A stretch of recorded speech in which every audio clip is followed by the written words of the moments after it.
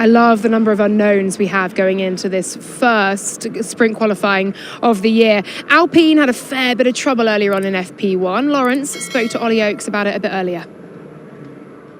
Ollie, great to see you. It looked like a bit of a bumpy start to the weekend in practice from the outside. Just talk me through what the issue was with Jack's car, and Pierre had a few issues with the steering wheel early on as well. Yeah, I mean, look, it was fine from a performance side, and we looked pretty competitive where we wanted to be. I think it was just a bit unfortunate with Jack at the end there having a failure, but it's kind of part and parcel of it. So I think the garage has got a little bit of work to do, but we'll be on track later. Yeah. Jack seems to be handling it pretty well. It's been a difficult start, lots of attention on him. Was that kind of a fair reflection? What have you seen of how he's coped with it? Yeah, I mean, look, he's from the moment he was dropped in Abu Dhabi, he's done a good job. He's kept his head down, focused on himself.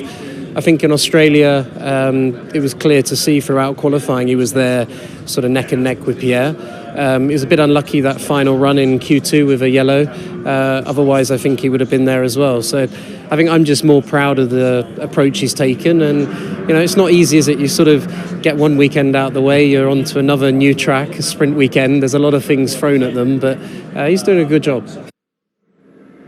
Always great to hear from Ollie Oakes. I do enjoy his chats and how frank and honest he is sometimes as well. So Alpine have got a bit of work to do because both drivers missing out on some valuable lap time with electronics issues earlier on.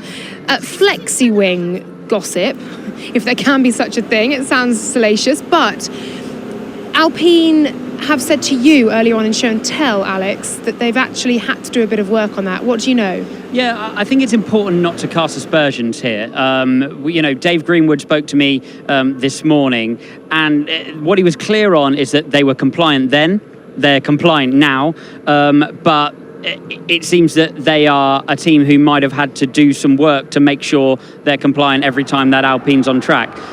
They've not broken the rules, though. The rules were the rules were what they were then, and they are what they are now. It's just interesting info for us to work on. Will that affect their performance? Well, that's what qualifying's all about. Yeah, we're going to find out, aren't we?